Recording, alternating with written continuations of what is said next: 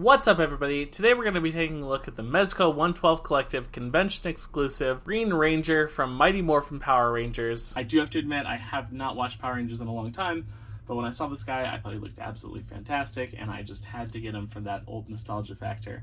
So if I don't know 100% like some of the accessories and stuff, it's just because I haven't had a chance to watch it in a little bit. With that being said, let's jump right into it. Starting off with the appearance, I think he looks exactly how he needs to. I think that they've done a really good job both in terms of sculpt and the soft goods being used. In my opinion, this is just a mini Power Ranger. The soft goods look really fantastic on him, and I think that they really do a good job of holding up in the middle of posing and all the wear that you need to get fabric into those unique poses. Getting up and close with him, there's not a lot of paint necessarily since he is mostly soft goods, but there is a little bit of paint, you know, on the arms, on the helmet, and on the boots. And the belt as well. There's some nice little detailing there, just a straight up crotch shot. I think that those all look great, as well as on the shield right here. They did a really good job with the metallic paint on the mouth and around the eyes. And overall, I think it's just a great sculpt and a great paint job. Now, this is how the figure comes in the box, but the shield is actually removable. So all you need to do for that is this one side pops off, and you can just lift it up, pull that down. One side will pop out, the other side will not. And then you just undo it, remove his head, and kind of work that off there. So if you want the Green Ranger to look more like everybody else, you can definitely do that. You can also slide off these armbands, but that's going to require maybe removing the actual forearm pieces right here. Removing the dragon shield, we can see that there is some printing on his little spandex suit here. It's nothing major, and it kind of avoids the areas where like Flex might actually wear it, or putting a figure into prolonged poses might wear down the painting here, or the decals. So I'm pretty happy with that. For articulation, we'll start with the head. I mean, the head is just awesome, honestly. There's nothing here to hinder its articulation, so it will go all the way around. It will go really, really far up and really, really far down. They have really just nailed this neck joint here, and they've done such a good job. You can also get quite a strong degree of tilt in any direction, and this is really going to help these guys, well, at least in the Green Ranger's case, nail just about any pose looking any direction that you want them to. I'll also note that his shield does not really hinder that articulation at all. For shoulders, pretty standard 90-degree up, double jointed on the elbows here, so that's great. Of course, there's a swivel on the bicep, and there's a swivel on the forearm. So, great range of motion there. The diaphragm joint is superb as well. Look at that diaphragm. That's just diaphragm bending. Like I said, you're going to be able to get this guy into any pose that you want him into. He's awesome. He's got like Spider-Man level articulation. Maybe a little bit forward is a little bit more to be desired. But combining that with his waist... waist does not move that much at all. But you can get, I mean, that's, what more do you want? Moving on to his legs, really far forward, but not butterfly kick, I was going to say bicycle kick. Really far forward kick, straight, no movement backwards. So these legs do not kick backwards. Just something you'll have to deal with. I don't personally do a lot of backwards kicking anyway. But then you can see the double joint on those knees, man. Oh, man. Then again, none of the fabric. I haven't seen anywhere in the fabric, and I have been playing with this guy on my desk for like a week now. There are no decals or no like printing on any areas that see massive articulation, so you really don't have to worry about like that wear, at least not to a significant degree in my opinion. And you can get some really awesome poses with this guy. For the feet, Mezco's also done an awesome job with the feet. There's a swivel here, swivel on the boot. Let me see. Swivel on the boot. Really far backward. Pretty decently forward. But then the swivel, it's like they've got like a double, I don't know if I can maybe get the camera in there, but it's almost like they've got like a double joint in there. Because the swivel on these boots is killer for like Mezco standards. So it's really going to help you get this figure into that dynamic pose that you want.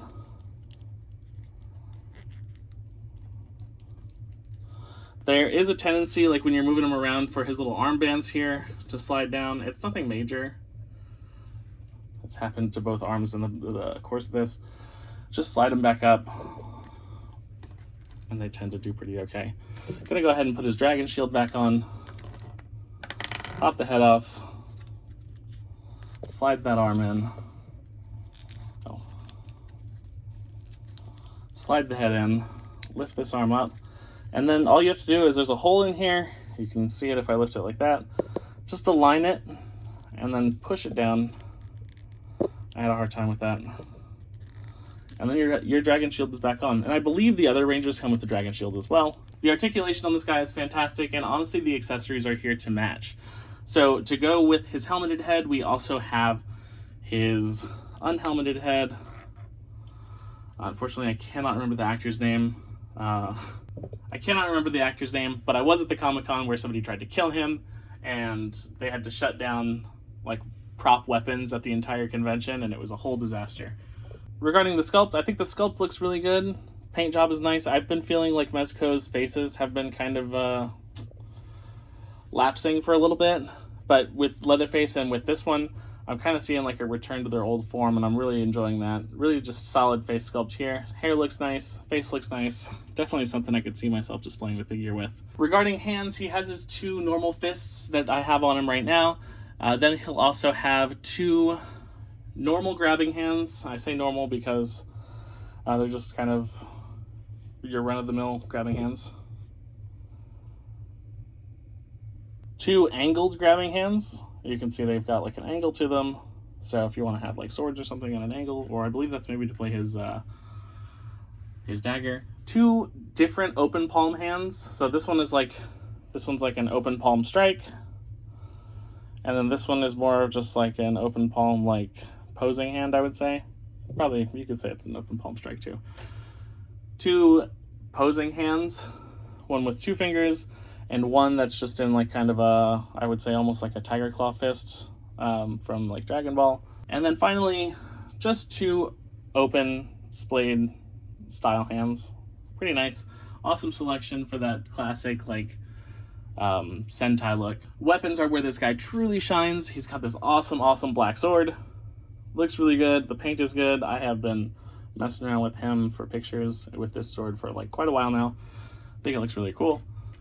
Then there's this more stylized, like that I would say is like the more Sentai sword with the curve and kind of like the ridiculous proportions, and it's just awesome. I love it. It does have a little wire at the end here with the tassel, so if you want to have it like going in a specific direction so the tassel doesn't look like it's out of place, you can bend this little wire and it'll go in the direction that you want it to go. Next is going to be a little dagger flute. Awesome, really awesome iconic piece right here. The painting on it is awesome. A lot of like little gold details, which I think are really great. Maybe I can get the focus actually on the dagger. Really awesome details on there. And then some effect pieces that go with the dagger. Well, there is a hook that goes on his belt, and it really just slides into his belt like this. And so if you want to have him displayed with that, you can have him displayed like with the dagger on his belt. Otherwise, some effect pieces that go with it are 2 pieces of electricity, and they have like little holes and little gaps in areas where you can like slide the dagger in and do what you want with it. Attach it any kind of way you want. And then this sort of blast effect that just slides right over the dagger and does a big blast. Pretty cool. Next for the accessories, and this is probably where I'm going to slip up the most, is this like dart blaster. And like I said, I have not seen this show in a long time, so I cannot remember exactly how this works. But it like folds up into this compact form, and then this slides down, and this can go back and forth, this top area. So I don't know if that's supposed to be like to come out so that it crunches with these. Man, I'll just rewatch the show. But otherwise it works as a gun, and it does have a holster as well that just slides in the same way as the dagger holster. I'm not going to do that right now. But it does come with a dart as well, little blade, and there's a little hole that you can just slide this into. And then it's like locked and loaded. And then last for the weapons is going to be this, I think it's called like a thrower. I think the implication is like that it's a flamethrower, but it's a cool little like flamethrower looking blaster. And it also has 3 different blast effects. One is this like long bulbous one. Then there is this medium sized, still kind of bulbous one for comparison. I'll do that. And then there is this short, delicate, sharp one.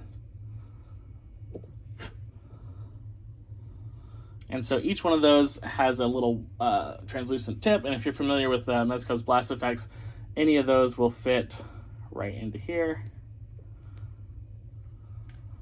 And then you can have him shooting somebody. Really cool. Really fantastic. A lot of accessories on this guy. All right, now for some size comparisons. You know, like I really have to start with some Common Rider. So there's a Common Rider that I have, an SH Figuarts. I don't have a ton of them, so this one looks to be pretty decently in scale with the Green Ranger, maybe a little bit smaller. But then when I throw in the Shin Common Rider, you can really see the difference between these two lines.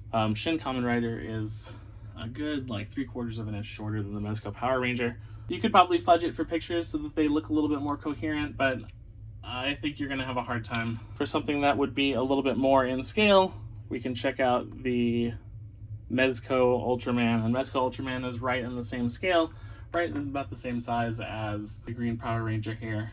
Just because I still have her here, might as well throw in a little bit of a Tsuruya-chan.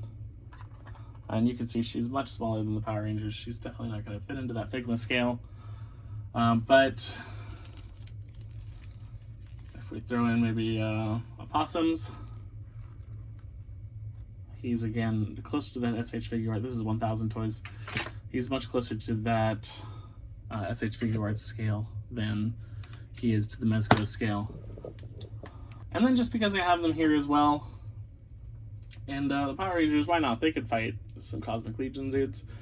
We'll throw in Oleg Thygar, and we will throw in Kragnar. If you want to have your Green Ranger fight some big aliens and you happen to be in the Cosmic Legions line, I think that these guys work pretty well. And that's about it. Honestly, I strongly recommend this guy, especially if you're even like remotely interested in the Power Ranger 5-pack that's coming out. It's $400, but man, that's a lot of figure for $400, and I'm really looking forward to it, especially after getting this Green Ranger in hand. Having that whole crew is going to be fantastic. So my recommendation is, if you haven't already picked up the Green Ranger and you're even slightly interested in Power Rangers, or you're even slightly interested in that 5-pack, grab him now, finish that set, and then, you know, if you don't want him, maybe later sell him. But for me, that 5 set is going to have an awesome home in my collection. That about finishes my review. You guys have a good one.